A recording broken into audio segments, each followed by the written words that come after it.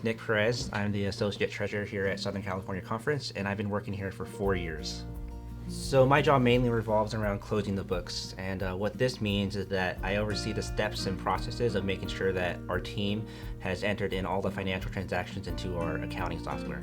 So once the books have been closed, the information is sent to the treasurer to review and analyze, and from there she presents this information to the officers so they can make decisions that ultimately affect how the mission of the conference is carried out. This office helps out churches and schools by giving the churches and schools the information that they need in order to make the best financial decisions for their organization. So it's challenging and dynamic, and what I mean by that is that, typically when you think of an accounting job or a treasury job, you think that it's pretty cut and dry and pretty boring, that you're doing the same monotonous things, over and over again. But I found, especially in this position, and especially in this organization, that there's always a lot to learn. It's not like a typical for-profit organization, so there's a lot of differences between like what I learned in school and what actually goes on in this organization. So I'm finding that every single day I'm learning something new, and that I'm kind of being challenged in ways that I've never really thought I would be challenged. Well, I wouldn't consider myself a very outgoing person, but like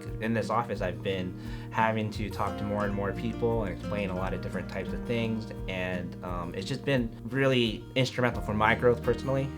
Sometimes it seems like that we're a bank in some respects, that we're just kind of doling out money and we don't actually get to see how that money is actually used.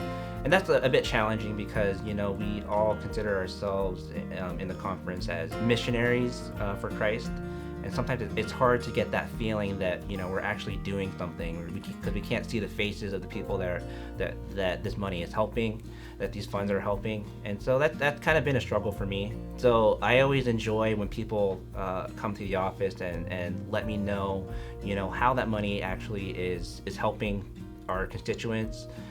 So what happened during COVID is you would expect that all of our numbers would go down because people were making less money, they were struggling financially, but the numbers told a different story. Where you put your money is where your heart is.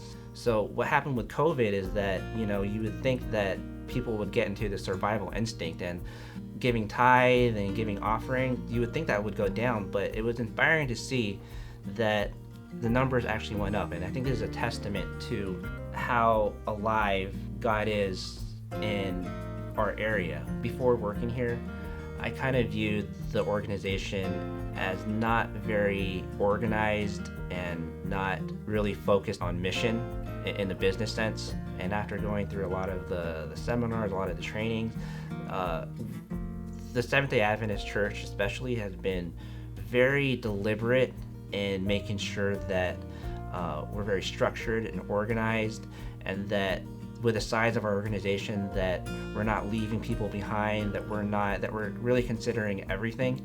And it really turned around my thinking of how Seventh-day Adventist organization runs. We want to build trust and confidence with everything that we do. If you don't have confidence in the Treasury Department or the accounting department, then you really have no trust in the organization. So the legacy that I want to leave behind is to continue the idea of building trust and confidence for our team. It's about getting it done in a way that is pleasing to the Lord, in a way that exemplifies our beliefs, that we're not just clocking in, clocking out. We are actually trying to do work that is meaningful in more ways than just punching in numbers. We have a mission in mind.